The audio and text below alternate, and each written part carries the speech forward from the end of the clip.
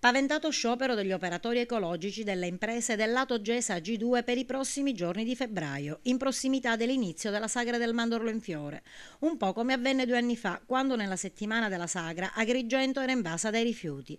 La conferma arriva dal liquidatore di Gesa, Teresa Restivo, che lancia un appello ai sindaci dei comuni insolventi per evitare la spiacevole astensione degli operatori in prossimità della festa. A giorni andremo incontro ad uno sciopero e io approfitto di questo mezzo per fare un appello ai miei sindaci di versare urgentemente delle somme per far sì che io possa pagare una mensilità alle ditte e quindi cercare di evitare lo sciopero. E intanto la società ha predisposto un progetto per rilanciare la raccolta differenziata a porta dei rifiuti solidi urbani, che dovrebbe coinvolgere i cittadini dei 19 comuni aderenti al lato Gesa G2.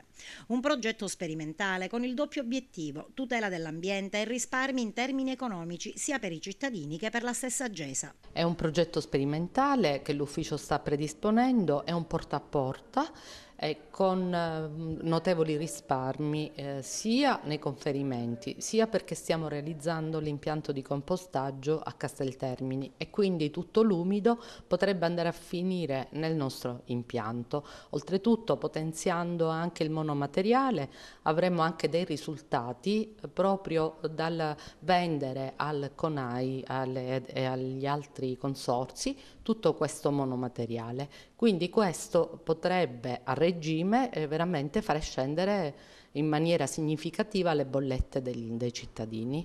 In che maniera potrebbero essere coinvolti i cittadini? Innanzitutto quando si comincerà col porta a porta, che è chiaro che non inizia subito perché questo progetto deve essere presentato a Palermo entro il giorno 14 febbraio, dopodiché deve essere approvato e direttamente la Regione farà il bando. Quando inizierà il porta a porta ci sarà anche una campagna di comunicazione quindi che darà le indicazioni ai cittadini e quindi il cittadino dovrà fare il suo dovere ma poi ne avrà benefici.